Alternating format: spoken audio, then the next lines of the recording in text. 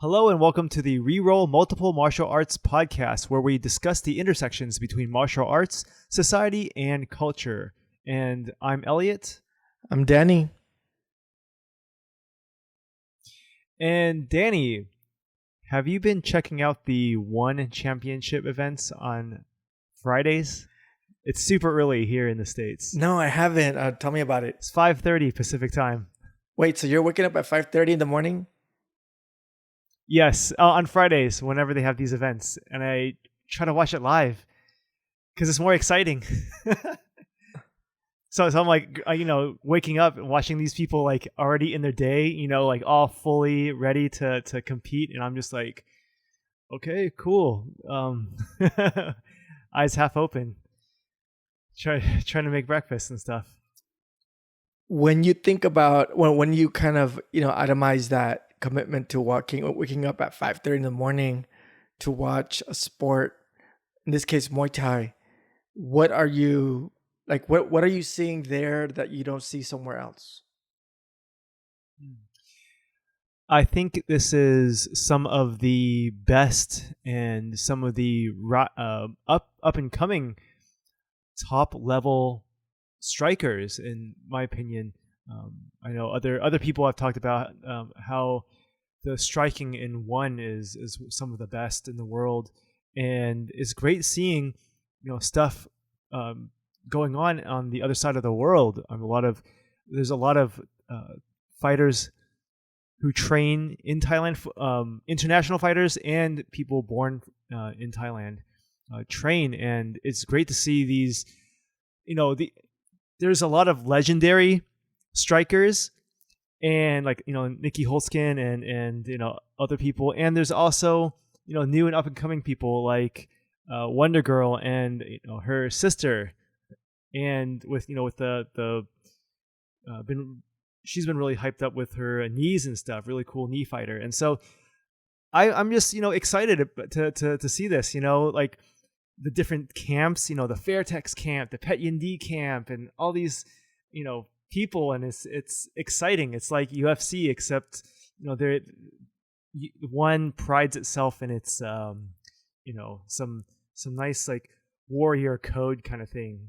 They do less of the WWF or WWE kind of sensational stuff.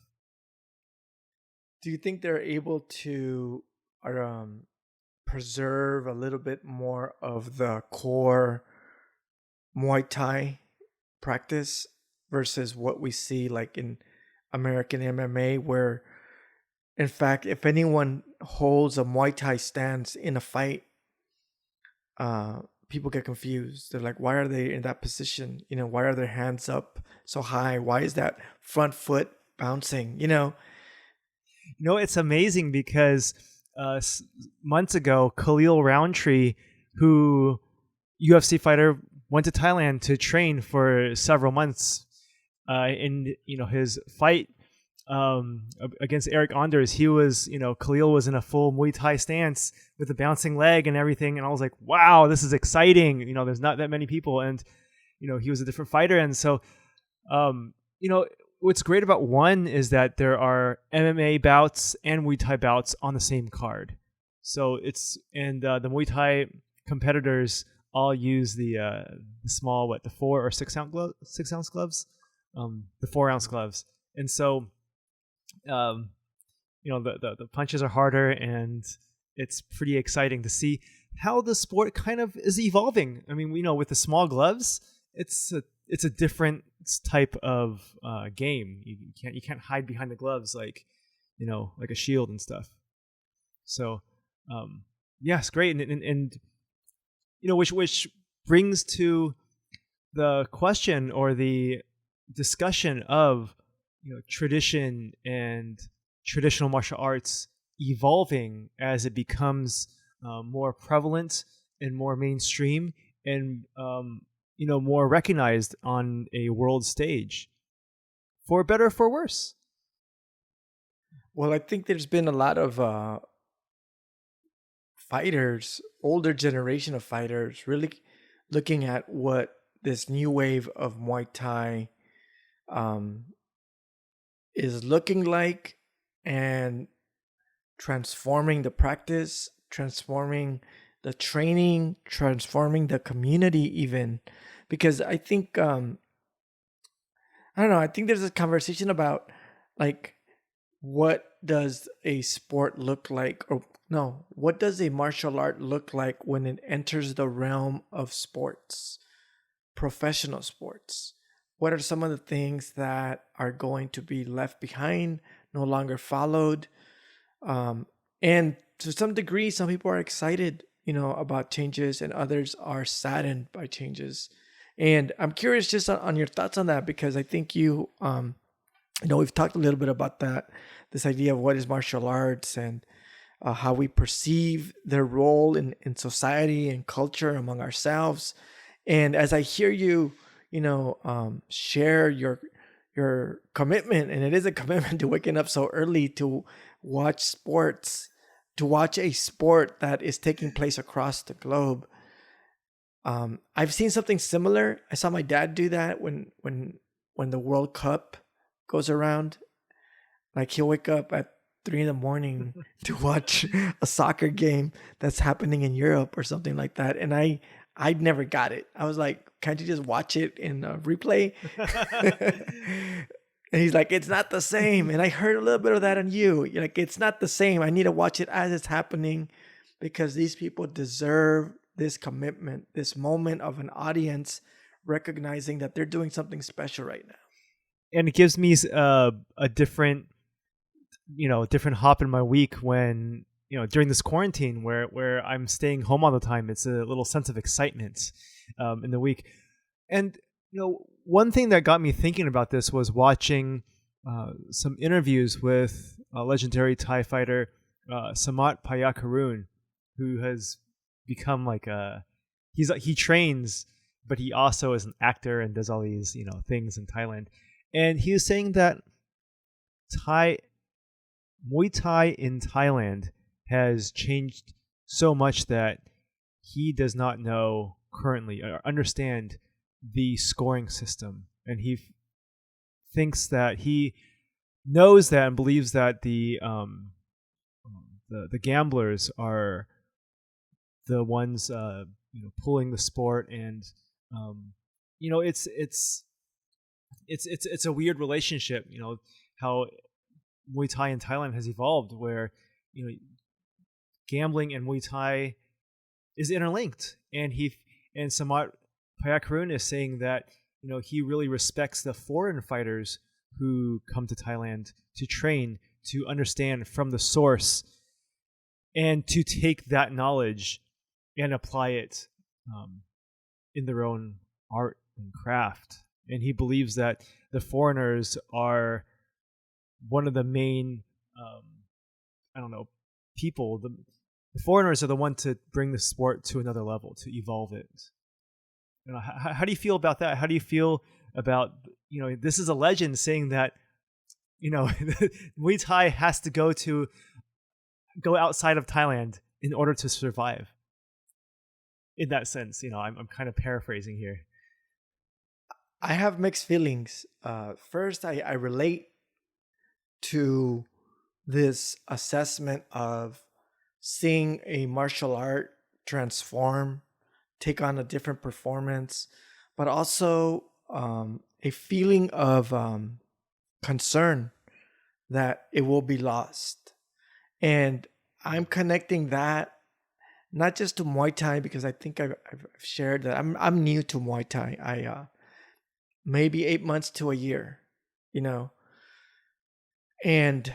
but I've been around it much longer. I just had never really tried to train myself in it. But I heard the same conversations in judo, in karate, in jiu-jitsu. And the conversation sounded like this. As these martial arts become professional sports, there's a transformation that happens. And that transformation is not really perceived by the generation that's speaking as a positive transformation. They usually speak of a loss of something that was valued, beautiful, strong, pure, and now they think of it as something that has been corrupted. In judo, for example, um, I practiced it and I always found myself annoyed. Even though I sound disrespectful, I respect judo a lot. In fact, it's one of the martial arts that I grew up thinking of, like the baddest people did judo because their training was so strong. But they would do things like when you hit the ground, they would go stomach down flat like a pancake, and like they're flat. And I never understood it because I was like, that's so weird. But the reason you would do that is because in the sport, it's your back that gives you the points. So if you're on your stomach, the person is trying to flip you over to pin you on your back. And that thing became part of a judoka's fighting pattern in the dojo, but also a bunch of techniques that were part of judo's core got thrown away because in competition, they're illegal. So you would go train, and a lot of the older judokas would say, man, this is not the real judo. Back in my day, let me show you this technique. And it's in the textbooks, in these old black and white textbooks, where you could kind of just almost do a double leg takedown, but through judo. You can't do that in competition anymore, or you would do like a wrestler's flip, you would throw the person over. The same talk started happening in jiu-jitsu as jiu-jitsu became more mainstream and these international competitions started happening. The old timers started saying, this is not real jiu-jitsu anymore. Jiu-jitsu was born as a fighting art. Now it's a sport. And even karate, as karate advocates to become included into Olympic sports, that's the concern. Like, oh, karate is not going to be what it was. We saw taekwondo. The taekwondo of today, if you see it, they fight with their hands down because there's no points or very little points if you hit someone with your hands. So it's a kicking art in the Olympics. And I'm responding to your question by kind of thinking about a pattern. And I think many of us have seen in our respective martial arts a watering down of it. The one that I think hasn't felt that is boxing. And I include boxing as a martial art, but boxing doesn't have that. And I think only because boxing, as it's trained, is I don't know, it is the sport. It's one and the same. Like a liver shot isn't an illegal shot in boxing. So you train an uppercut, everything. I think the only thing they don't train is to hit someone in the back of the head. And I guess that's something you would do in a real fight, but almost everyone else is going through that same process that you've identified, a sense of like change through the professional, I guess, transformation as a sport.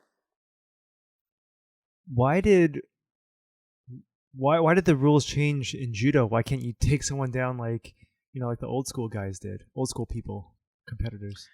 For the safety of the competitors. Like there were things that even in jiu-jitsu, things that are not done right now or were done earlier was because in competition, knees would get cracked, ankles would pop, people's necks would get hurt.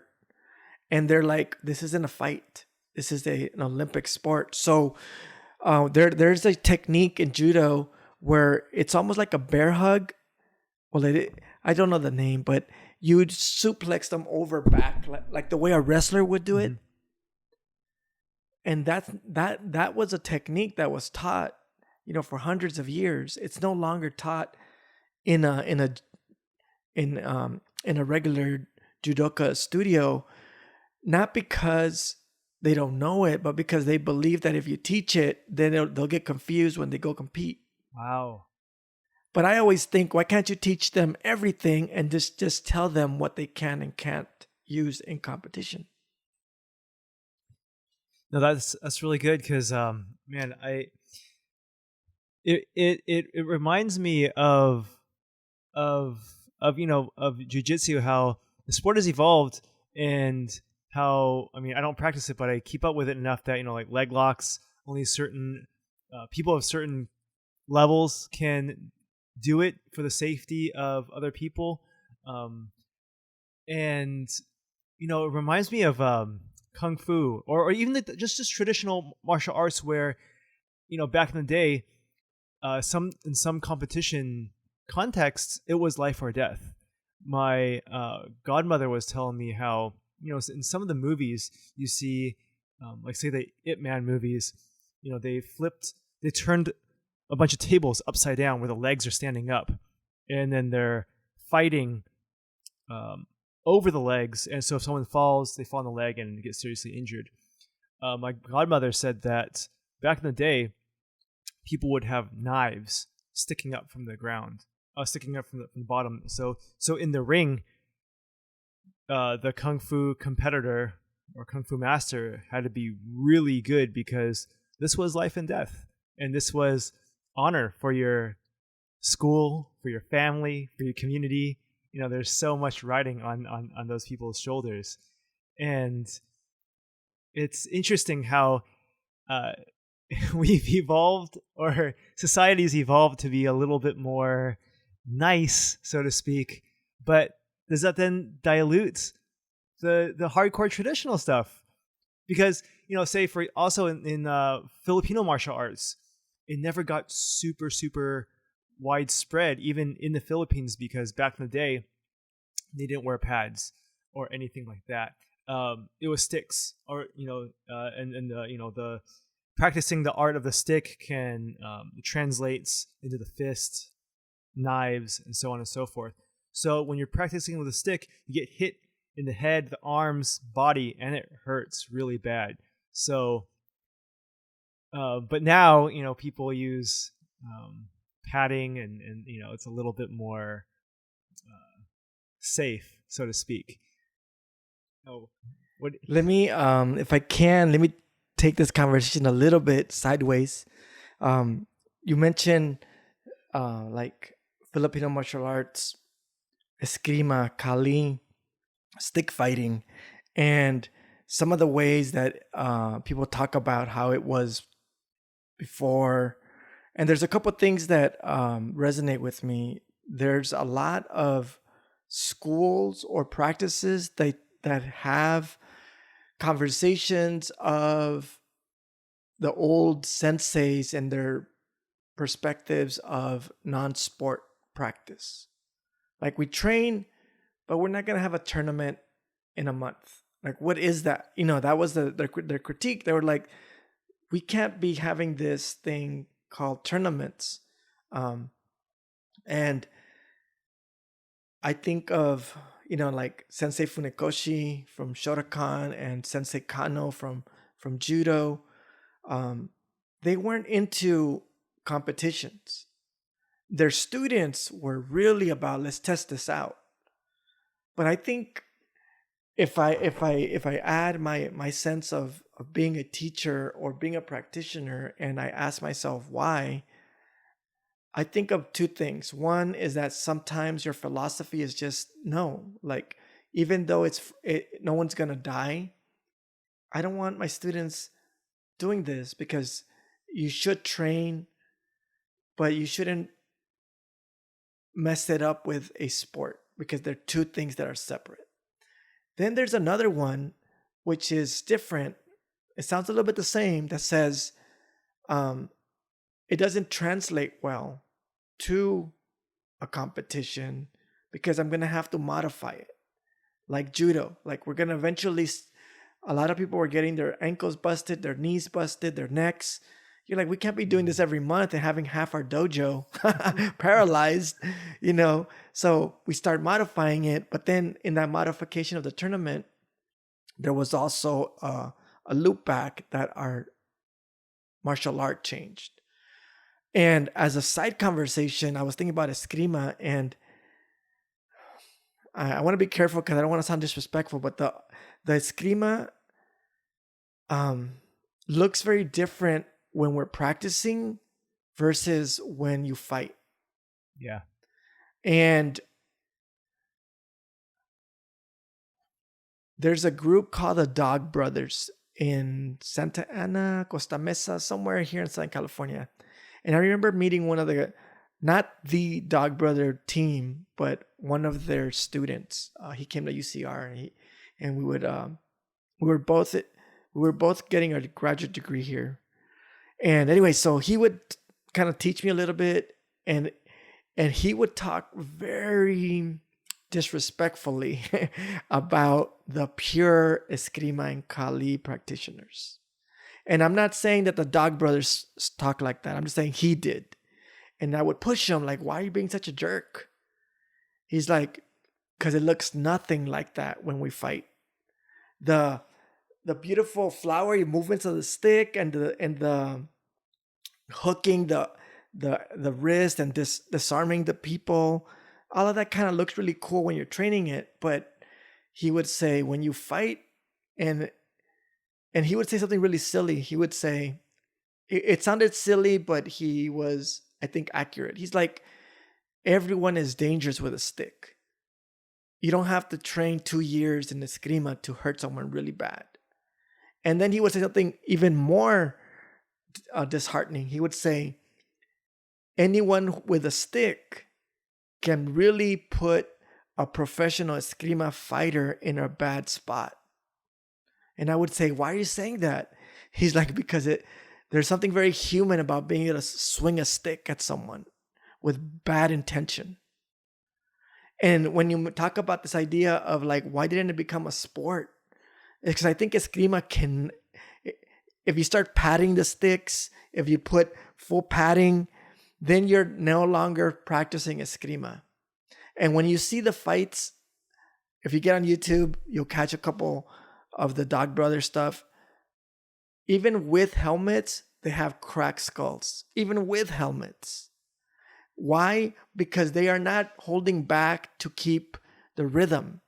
One person is trying to crack your skull or break your arm, pop a finger. And I think those are the things that people reminisce about. So that when you think about Muay Thai, and the little that I remember in Muay Thai, for example, when you clinch and you do this, like the takedown, crew would say, do it this way. And I remember telling him, why can't I go the other way? He's like, no, because you're not allowed to do it because the person can get hurt. Their knee can pop. And I was like, yeah. And I followed the rules because I don't want to hurt anybody and I don't want to get hurt. But I believe that technique that he was teaching me at one point was going to the other way too, so that you would pop their knee. Does it make sense? Yeah. Like he was telling me, don't go this way. Don't go left, because if you do it to the left, you're going to pop the opponent's knee, and we don't want that. But I wonder if in Muay Thai, in traditional Muay Thai, they used to teach people to do it that way so that you would hurt, because it was a fighting art. It wasn't a sport at first. Yeah, I mean, go back to, Muay Thai history. I mean, it was, soldiers. It was to protect the country against, other people. And it's interesting. I mean, in response to the particular Eskrima person, I think, yes, everybody's dangerous with a stick, but to know how to use the stick, to maneuver it in a certain way, to be faster than the other person, to know where to hit and react quickly. I mean, I think that's what separates a trained person from a untrained person. And yes, it looks chaotic sometimes, in these Eskrima competitions, the modern ones. But somebody could say that about MMA or fighting.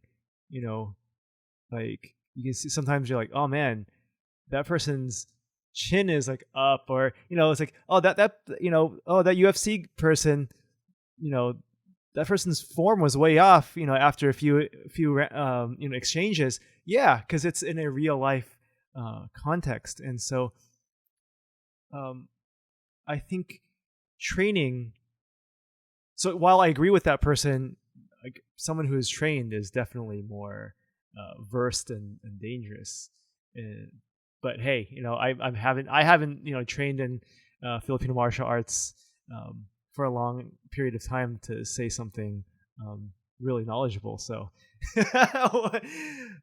No, but I think you're onto something. And again, I'm taking the conversation sideways and trying to think about this conversation or this way of thinking about like what is lost when things are taken out of context. And I got a chance to train in eskrima several times in my life, but never to even say, I don't put it in my list of things I've trained because they were like little moments where like a month here, a month there, someone, but one of the things I did 2 months. Remember. So. There you go. You did. So I think we're about the same. I think if I count all the classes I've ever taken or all the moments of training, it's probably close to about like 60 days. But one of the things I remember is that as I was learning the rhythm, the pop, the 1-2, the side, the X. And the reason why I remember this guy who had trained with the Dog Brothers and why I was so adamant about like resisting his conversation was because I was like, no, I've seen eskrima. These people are amazing. And you're like, yes, they are amazing when they both know the rules.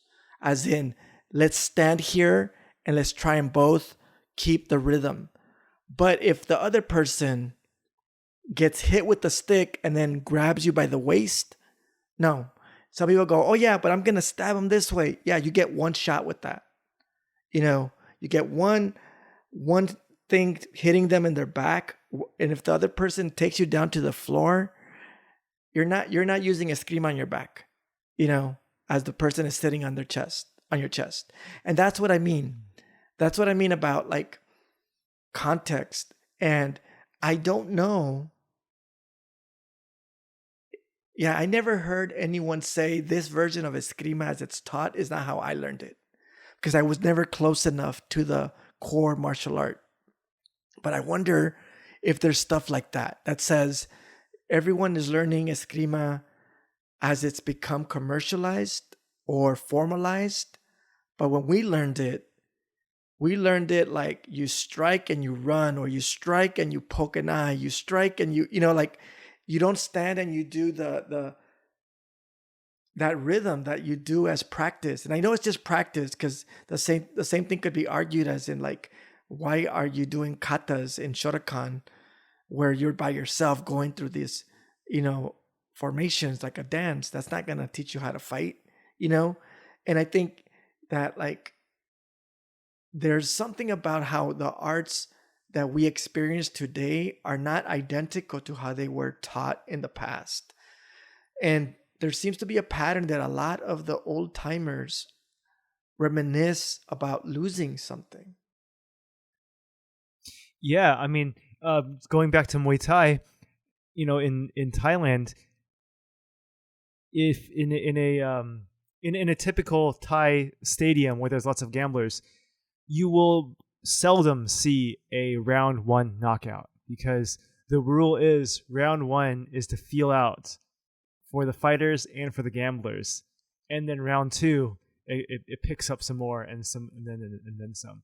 So yeah, it is. There's these unwritten rules. It's like Vegas, like whatever. But anyway, but I don't do you.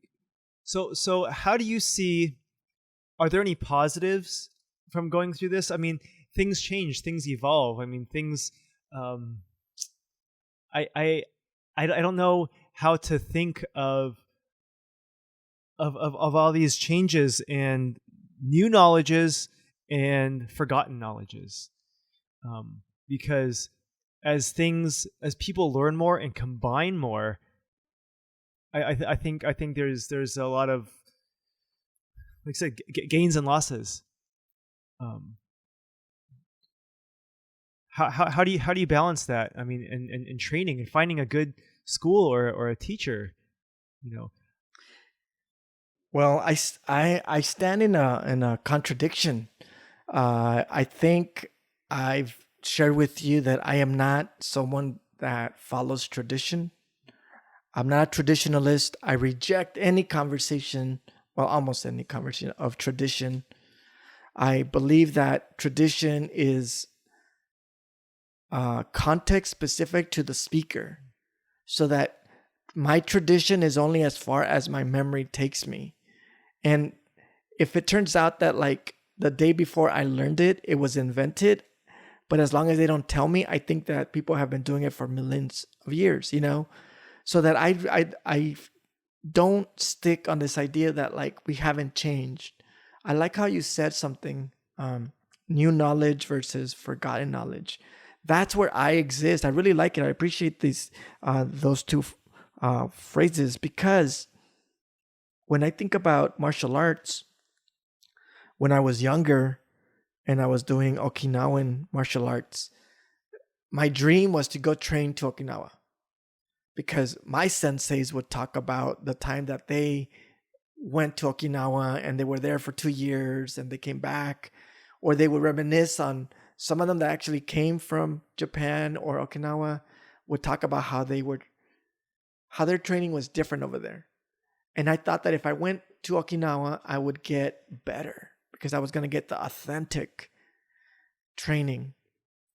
Then when I started doing jiu-jitsu, it was about the tail end of that belief. But even in jiu-jitsu, it was like, if you really want to learn, go to Brazil. But I'm not there anymore. I realized that like new knowledge is testable knowledge. Like good karate practitioners I've met here in the States, Southern California, amazing. Jiu-jitsu, amazing practitioners. So people now don't say, if you want to be the best, go to Brazil. They might say, if you want to be the best, go to Southern California. They'll find a couple spots that have a high reputation. But I wonder if Muay Thai is still the same. If you want to be the best, go to Thailand. What do you think? Absolutely. Thailand. You got to go to Thailand. People go and live there to train and get phenomenally better. I think, some people have said that when real Muay Thai, when there's a real Muay Thai practitioner going into UFC, it will change that landscape. Israel Adesanya in an interview said that generally speaking, the striking in UFC is not as good as in some other contexts.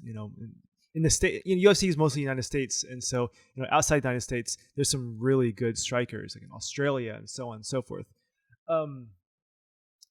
Thailand. But there are some really cool places where the traditional Thai fighters, the legendary fighters, have moved to other countries, states, in other parts of Asia and Europe, and open up their schools. And it's great to see that maybe new traditionalism, because it's not Muay Thai used to be the sport of the poor. You're poor, people fight, feed the family, and that's how some people do it. Now that's also true, but there are people who who are former professionals who chose the road of Muay Thai. But I think going back to what we kind of talked about a little bit before, with Eskrima, my teacher who I was going to, he had a really interesting approach to Eskrima and real life situations, because he would always talk about that. He would always talk about Eskrima as a sport and self-defense and fighting in real life. Like people don't think about bending the finger or trying to peel off the fingernail. Someone grabs a chokehold on you, you could manipulate digits and things like that. And so he would always keep like a pen on each side of his pocket, because a pen can act as a weapon and a tool. And So, and he had also other things, that he always had, and so it's I think like you said, very contextual, and between the man, it's contextual between the school, the teacher, instructor, the context of the competing landscape, and the larger sport, and I don't know, the dominant sport organization.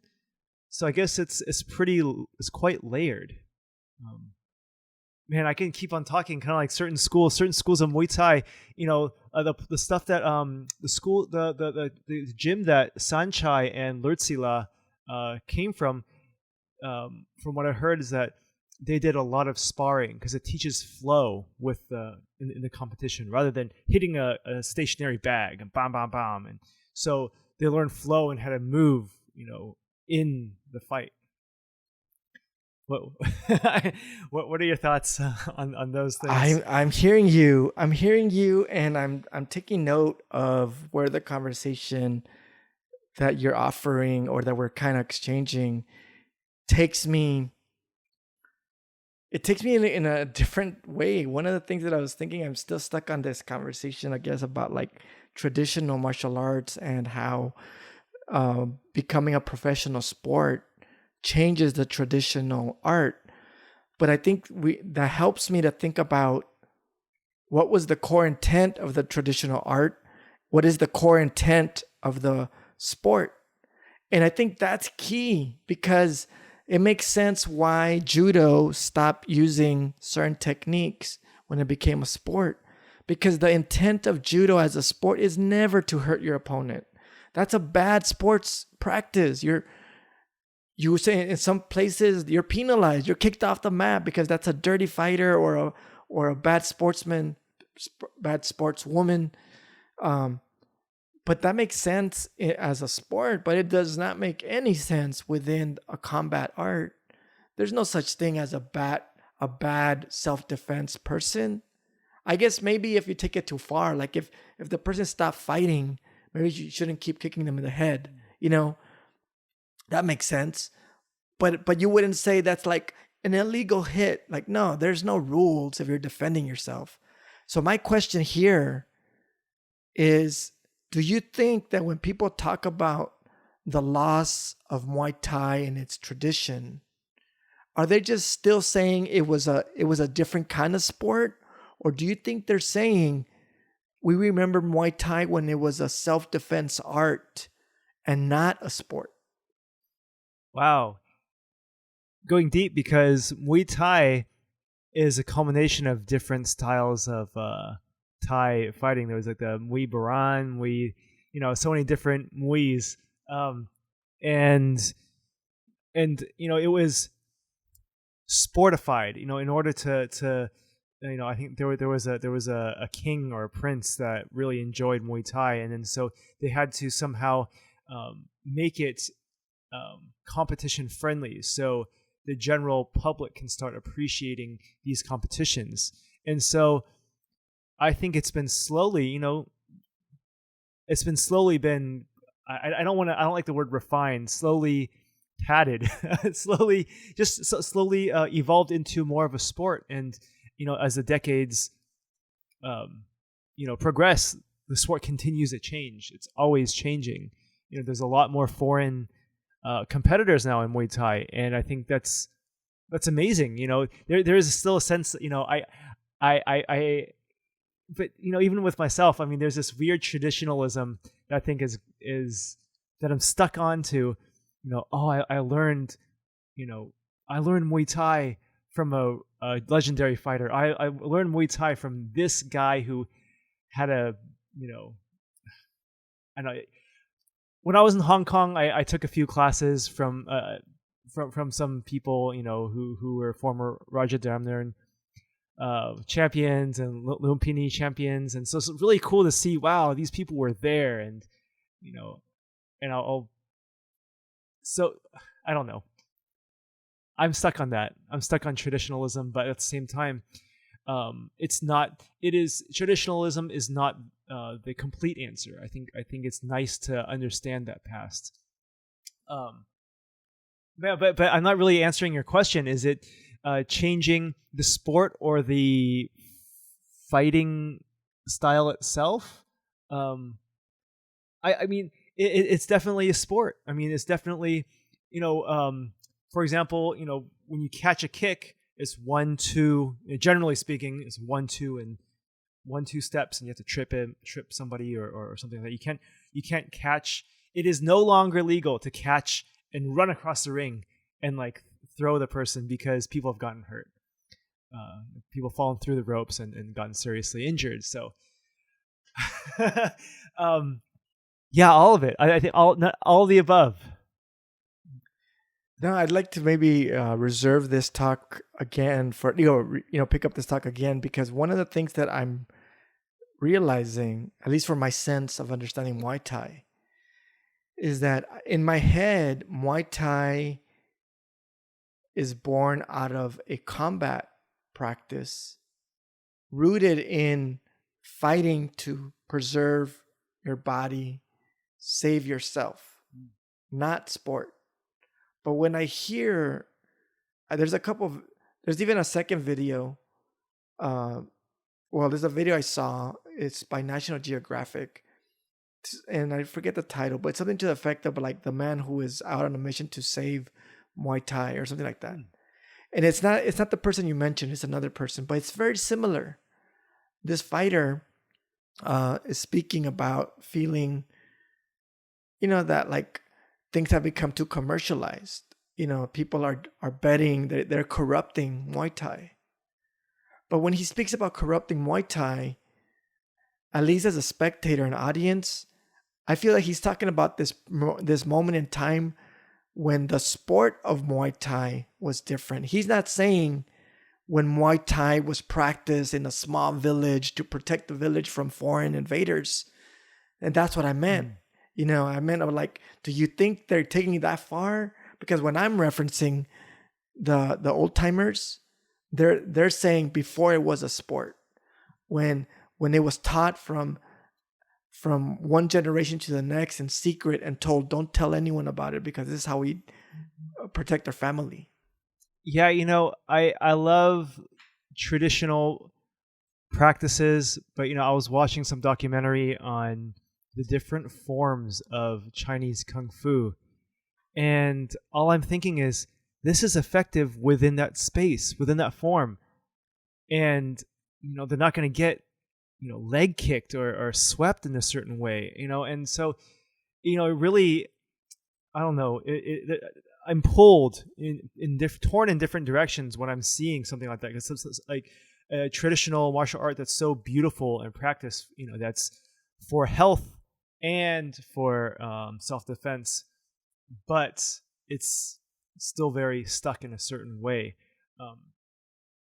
But one thing that I find very interesting is people are drawn to Wing Chun because Bruce Lee practiced it, but Bruce Lee started off with Wing Chun and branched out and never didn't really he accumulated new knowledge and new practices into his skill set and didn't really keep Wing Chun as his primary practice. It became everything. So I think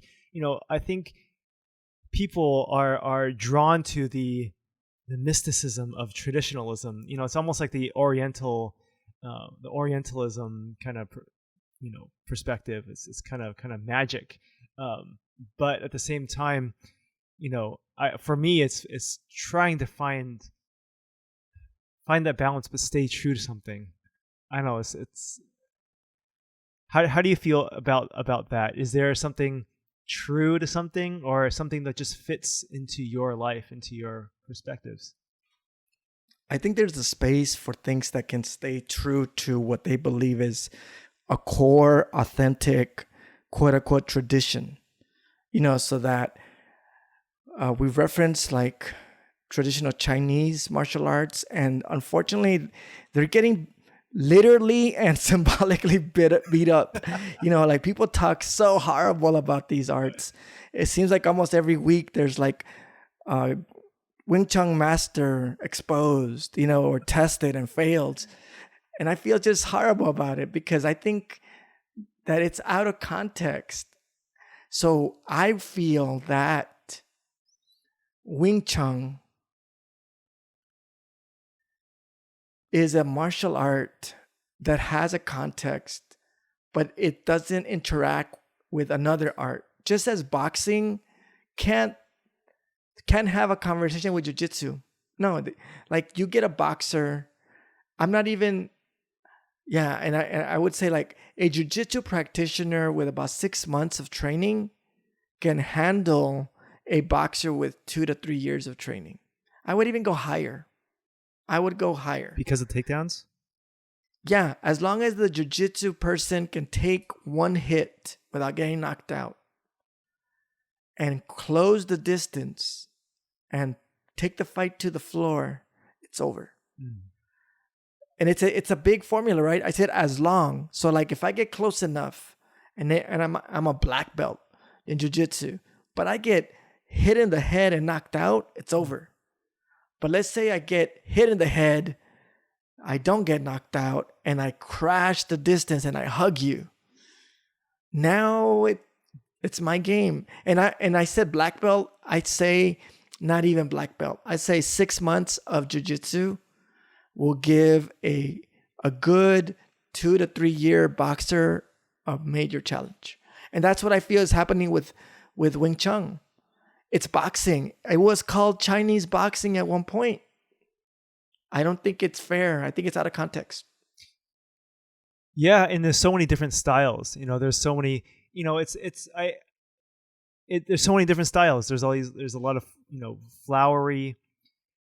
It's a conversation that even within the kung fu communities talk about. That Bruce Lee talked about. That there are these masters that. Quote unquote kung fu masters that rely on mysticism and the lack of knowledge to keep their schools going, and these flowery moves that look good in practice, but not in theory, but not in practice. And a lot of these, like Shaolin and stuff like that, these were developed by former military leaders who wanted peace in their lives, and so so several of these military leaders, their styles combined created Shaolin Kung Fu, and it was meant for exercise, yes, for self-defense, but these people didn't turn their back on violence, and so but in China though, there are a lot of different styles and a lot of very effective styles. You see, Zhang Weili and all these other up and coming Chinese fighters. There are a lot of Chinese fighters. It's amazing. Sometimes the competitions in China, the judges will skew. If it's more of a split decision, they'll always skew to the Chinese fighters, which is kind of annoying to me. or clearly the foreigner won, but they're both standing, so the Chinese person gets it. I'm like, oh gosh, it's cringy. But realistically, I see a new wave of Chinese fighters. The modernization of China will be a very interesting future in sports, in combat sports. And I think as we kind of wrap up this conversation, I find it funny that you brought that forward, because this is the one example where people are speaking inversely about the traditional martial art. They're not going to be saying, oh, remember the core when no one challenged us, no one tested it. It seems that in this example of traditional Chinese martial arts, the conversation plays backwards. That the future is more exciting than the past. Exactly. You see all these guys from Dagestan and these different regions of the world where they've been practicing martial arts for years, and only now we see that that they're very high level competitors. You see Zabit, and he trained in a form of kung fu, and that was his primary martial art when he started. And so you see that, man, it's like I don't like talking about this because I feel like a broken record. It's like, all right, there are many forms of kung fu. Kung fu just means Chinese martial arts, and under that umbrella, there's hundreds, thousands maybe of different styles. And so it's an exciting new world of international competition. It's great. It's great. I'm excited, really excited. Same here. Well, with that said, this has been the REROLL Multiple Martial Arts Podcast, where we discuss the intersections of martial arts, society, and culture. Until next time, peace.